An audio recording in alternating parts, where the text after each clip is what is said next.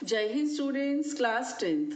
आज हम नया चैप्टर 6 ट्रायंगल्स त्रिभुज शुरू करने जा रहे हैं।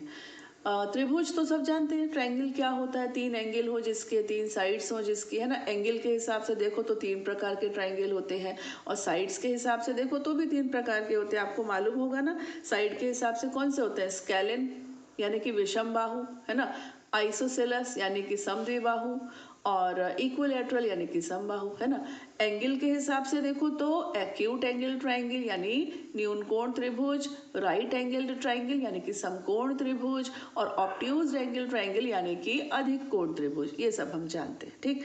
और भी एक चीज हम पढ़ चुके हैं 9th क्लास में, वो हमने पढ़ी थी कॉन्ग्रुएंसी यानी कि सर्वांग समता। ये हम बेटा लास्ट ईयर 9th क्लास में पढ़ चुके हैं। सर्वांगसम चीजें क्या होती हैं? जो एक दूसरे की बिल्कुल फोटोकॉपी होती है, यानी कोई फर्क नहीं होता उसमें। साइज और शेप दोनों चीजें इक्वल होती है, सेम होती हैं।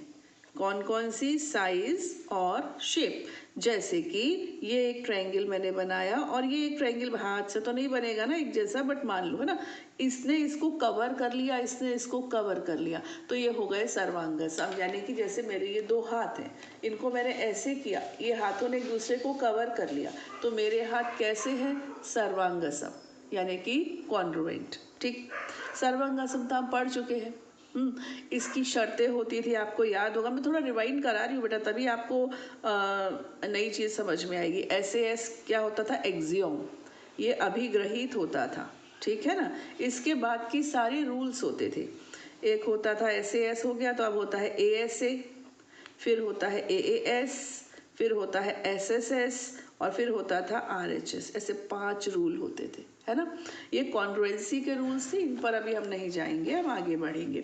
अब हम आपको क्लास 10th में जो सिखा रहे हैं वो सुनिए। हम सिखा रहे हैं बेटा सिमिलैरिटी यानी कि समरूपता। ये नई चीज हम सीख रहे हैं। सर्वांग समता हम सीख चुके हैं, है ना। अब हम नई चीज सीख रहे हैं, समरूपता।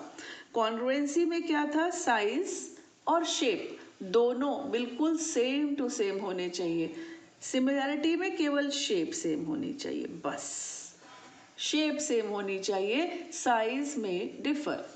देखो जैसे कि एक सर्कल है, सब जानते हैं सर्कल ऐसा होता है। छोटा बना लो चाहे बड़ा बना लो, सबकी शक्ल तो एक सी होती है कि नहीं होती है? तो ऑल सर्कल्स आर सिमिलर, सारे वृत्त समरूप होते हैं। Got it.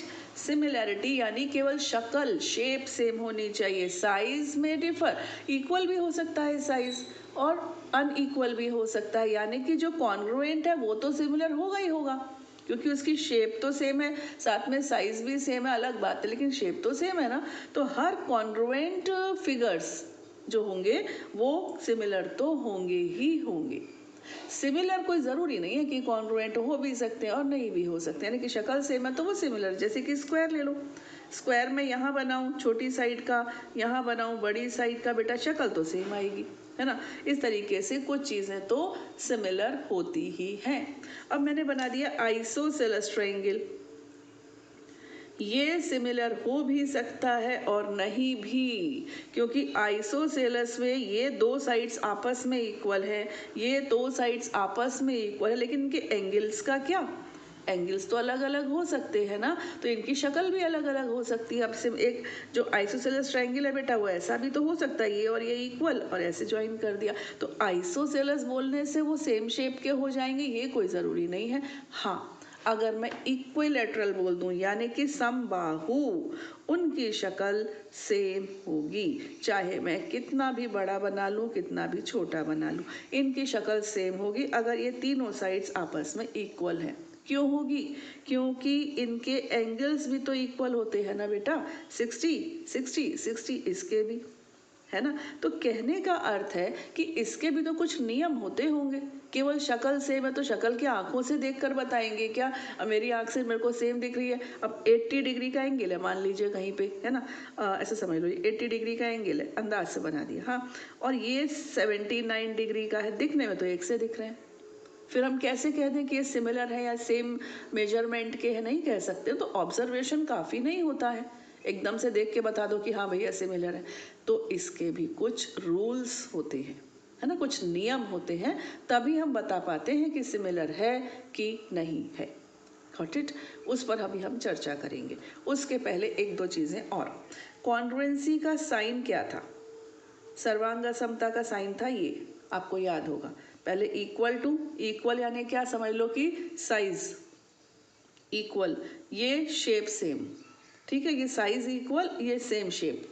ऐसे इसमें क्या होता है, इसमें केवल शेप सेम होती है, तो इसमें बस केवल यही आता है, इक्वल नहीं आता।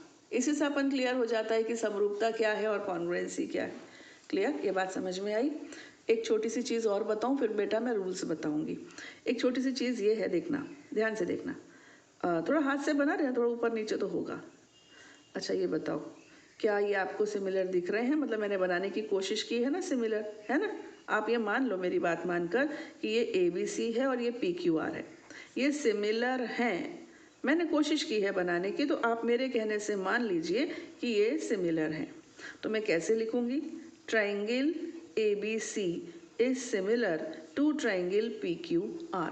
ओके, अब मैं एक ट्राइंगल ऐसा बनाऊं, ऐसा, ऐसे समझ लो बेटा, इसको मैंने पलट के रख दिया, इसको ऐसे ना करके ऐसे रख दिया यहाँ पर, तो इन दोनों की शेप तो चेंज हो गई, अब तो सेम नहीं दिख रही है, लेकिन फिर भी ये सिमिलर है। क्यों? अगर मैं इसको यहाँ से काट के निकालूं और मैं पलट दूं तो फिर तो हो जाएंगे, समझे कि नहीं? इसको मैंने काट दिया ऐसे कागज से कैंची से, उसने कटर से काट दिया और फिर ऐसे चेंज करके रख दिया, फिर तो तुम्हें सिमिलर दिखने लगेगा एकदम से, अरे हाँ ये तो सिमिलर है। अब इसका नाम मैंने रख दिया DEF, मान लीजिए, ठीक है, DEF।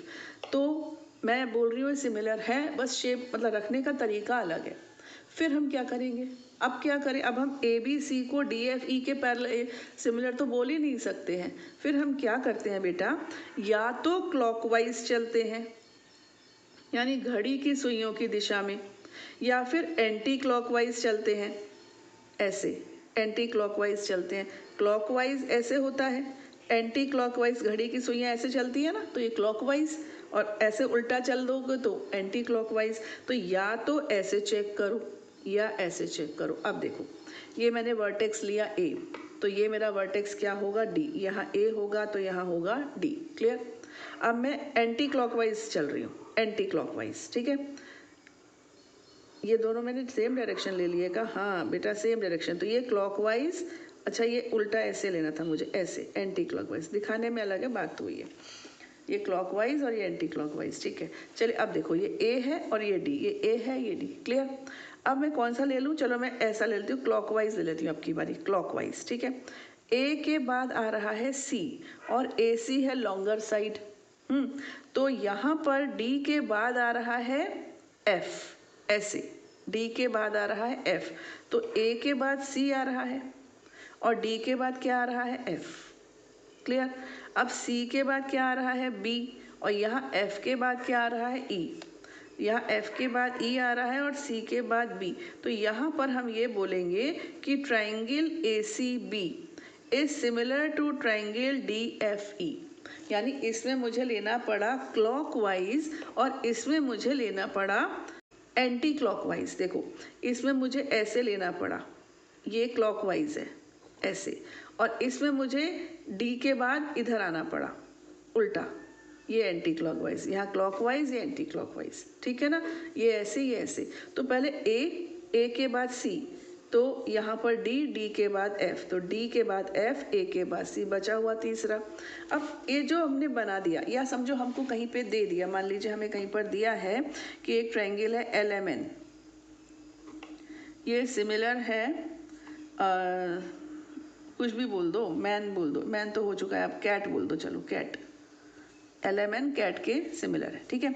तो इसका मतलब ये हुआ कि ये जो LM साइड है ना, ये CA साइड के इक्वल नहीं होगी, रेशो में होगी, अनुपात में होगी। मैंने क्या बोला? साइज सेम नहीं होते हैं, साइज बड़े छोटे हो सकते हैं, यानी कि LM और CA का अनुपात, रेशो, इक्वल होगा MN और AT के अनुपात के, MN एंड AT। डायग्राम देख कर, या तो सॉरी ये जो लिखा हुआ है ना ट्रायंगल्स के नाम, इनको देखकर बता रही हूँ। LN किसके अनुपात में आएगी? CT। LN आएगी CT के अनुपात में। तो हमको अगर नाम ऐसे लिखे हों तो हम समझ जाएंगे कि कौन सी साइड का रिलेशन या करस्पॉन्डिंग साइड कौन सी है। तो LM की करस्पॉन्डिंग C है, तो LM और CA की तुलना होगी, MN और AT की तुलना होगी, LN और CT की तुलना होगी, ऐसे रहता है। और सुन लीजिए, जब दो ट्रायंगल, अभी मैं ट्रायंगल पर आ गई हूँ, ट्रायंगल सर्कल और सब छोड़ के सब ट्रायंगल पर आ गई हूँ। हाँ, तो दो ट्रायंगल सिमिलर कब कब होंगे? जब उनकी साइड्स का रेशो सेम होगा, अनुपात सेम होगा, ठीक है। दूसरा ये कि इनके एंगल्स इक्वल होंगे। ए किसके इक्वल होगा? डी के। यहीं से देख लो, angle A is equal to angle D. Angle C किसके इक्वल होगा? एंगल एफ के। और एंगल बी इक्वल होगा एंगल ई के। यहाँ देखो तो ए और पी इक्वल, देखो ए और पी इक्वल, बी और Q equal, B and Q R equal, C and R, C और आर इक्वल, है ना। तो कहने का अर्थ ये है कि जब दो ट्राइंगल्स सिमिलर होंगे तो दो कंडीशंस तो उनको फॉलो करनी ही पड़ेंगी। Condition number 1, their angles must be equal. Condition number 2, their sides must be proportional. Hindi में बोले तो उनकी भुजाओं का अनुपात समान होना चाहिए या भुजाएं समानुपाती होनी चाहिए, एक ही बात है। और उनके कोण बराबर होने चाहिए, तब जाकर हम डिक्लेयर करेंगे कि yes these two triangles are similar. कहाँ से शुरू किया था, लेकिन हम ट्रायंगल पर आकर स्टॉप करें क्योंकि हमारा जो चैप्टर है वो ट्रायंगल पर बेस्ड है। आगे की एक बात सुन लो कि ये जो ट्रायंगल के लिए है ना, ये किसी भी बहुभुज के लिए है, पॉलीगॉन, सभी पॉलीगॉन्स पे ये बात लागू होती है। यानी कि अगर मैं क्वाड्रिलेटरल बना दूं ऐसे, ठीक है, तो उसके लिए भी यही बात लागू होती है कि इसका इसके साथ रेशो, इसका इसके साथ रेशो, इसका इसके साथ और इसका इसके साथ रेशो सेम होना चाहिए। ये एंगल इसके, ये इसके, ये इसके और ये इसके इक्वल भी होना चाहिए। तो दो कंडीशंस बच्चों क्लियर हो गई कि जब दो ट्रायंगल्स या पॉलीगॉन्स सिमिलर होंगे तो उनमें ये दो बातें होनी चाहिए। देखिए मैंने यहाँ पर लिखा हुआ है, सिमिलर पॉलीगॉन्स, समरूप बहुभुज। Two polygons of the same number of sides are similar if their corresponding angles are equal and their corresponding sides are in the same ratio, यानी कि प्रोपोर्शनल है, बहुत प्रोपोर्शन में है। भुजाओं की समान संख्या, हाँ ये ध्यान रखना, एक ट्रायंगल है तो दूसरा क्वाड्रिलेटरल ऐसे कंपेयर नहीं होगा, ट्रायंगल का ट्रायंगल से, पेंटागन का पेंटागन से, ऐसे। तो भुजाओं की समान संख्या वाले दो बहुभुज समरूप होते हैं यदि उनके संगत कोण बराबर हों तथा उनकी संगत भुजाएं एक ही अनुपात में हों, अर्थात समानुपाती हों। क्लियर हो गई ना ये बात? तो ये सबके लिए है बेटा। अब हमारे सिलेबस में केवल ट्रायंगल है, त्रिभुज, तो हम त्रिभुज की बात करेंगे। ओके, अब आ जाइए आप एक्सरसाइज 6.1 पर। एक्सरसाइज 6.1 ये मैंने बच्चों यहाँ पर लिख कर रखी क्योंकि काफ़ी सिंपल सी है। कोष्ठकों में दिए शब्दों में से सही शब्दों का प्रयोग करते हुए रिक्त स्थानों में भरिए। Fill in the blanks using the correct word given in brackets. वो मैंने ब्रैकेट वाले लिखे नहीं है, ठीक है, आप देख लेना बुक में। सभी वृत्त डैश होते हैं, ऑल सर्कल्स आर, क्या आएगा? अभी अभी मैंने बताया ना, ऑल सर्कल्स आर सिमिलर, सभी वृत्त समरूप होते हैं, एक जैसी शक्ल के होते हैं। सभी वर्ग भी समरूप होते हैं बेटा, सभी वर्ग भी तो समरूप होते हैं। All squares are similar, got it? सभी डैश त्रिभुज समरूप होते हैं। अभी अभी मैंने चर्चा की थी आपसे कि कौन से वाले ट्रायंगल सिमिलर होते हैं? समबाहु, समबाहु त्रिभुज, सभी समबाहु त्रिभुज सिमिलर होते हैं, समरूप होते हैं। All equilateral, equilateral triangles are similar, ठीक है। आगे बढ़ते हैं। भुजाओं की समान संख्या वाले दो बहुभुज समरूप होते हैं यदि उनके संगत कोण बराबर हो, है ना, और उनकी संगत भुजाएं समान अनुपात में हो, समान अनुपात में हो या फिर समानुपाती हो। एक चीज लिख दो, समानुपाती, जो भी ब्रैकेट में दिया होगा, सॉरी, हाँ ब्रैकेट में दिया होगा वो देख लेना। Two polygons of the same number of sides are similar if their corresponding angles are equal, okay, and their corresponding sides are proportional. proportional word ठीक है, और यहाँ भी समानुपाती वर्ड ठीक है, ये हटा दो। नाउ निम्नलिखित युग्मों के दो भिन्न भिन्न उदाहरण दीजिए। समरूप आकृतियां और ऐसी आकृतियां जो समरूप नहीं है। Give two different examples of pair of similar figures and non similar figures. तो दो दो एग्जाम्पल देने हैं बच्चों। समरूप का एग्जाम्पल तो हो गया, कौन सा हो गया, एक तो सर्कल, वृत्त, है ना, और दूसरा स्क्वायर, दो हो गए।